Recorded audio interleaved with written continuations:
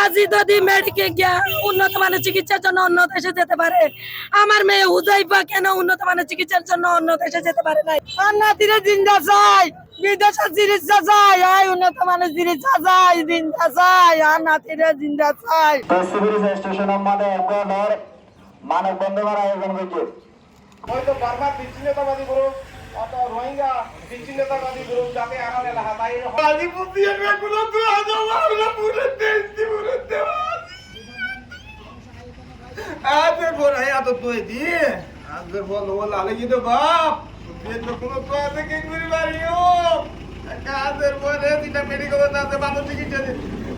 সরকারের একটা ভালো কথা ভালো একদম ভালো চিকিৎসা এখন সরকারের একটা ভোট দিয়ে স্বাধীন একটি বাংলাদেশের, স্বাধীন সার্বভৌম বাংলাদেশের একটি ফেরানির মতো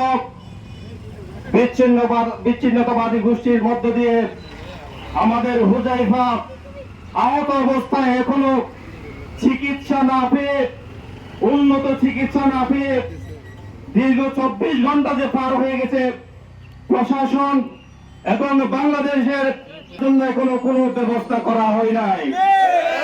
এইরকম যদি দেশের সাধারণ মানুষের নাগরিকের অধিকার রক্ষার জন্য যদি একটি সরকার কাজ করতে না পারে, তাহলে সেই সরকার দিয়ে আমরা বেশি দূর আগাতে পারবো না বলে আমার দৃঢ়ভাবে বিশ্বাস করি।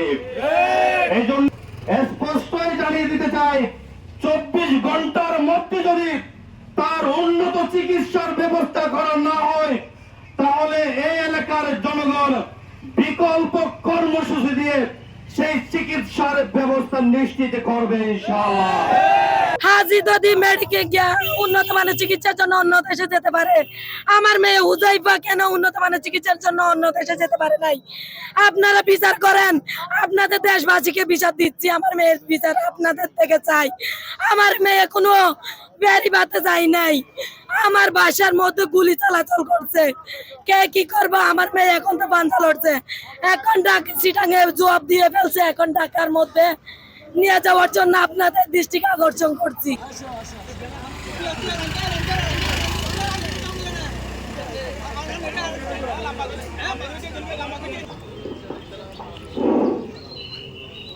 আসসালামু আলাইকুম সম্মানিত এলাকাবাসী, আমরা জানা সুষ্ঠুভাবে নিরূপণ করুন।